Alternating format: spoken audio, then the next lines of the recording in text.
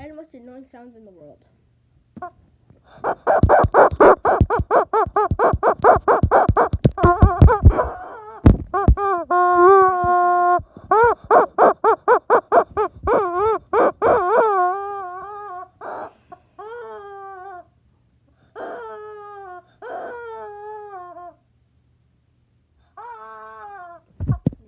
Number 2, Jeffy.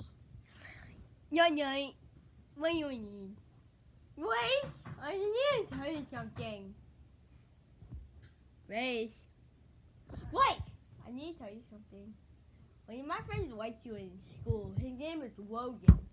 And he lives in my neighborhood. Someone named Logan Cunningham likes you.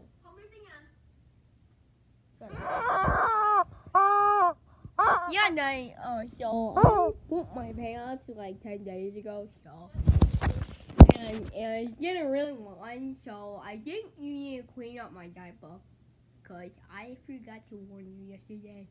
So can you please warm my diaper, please?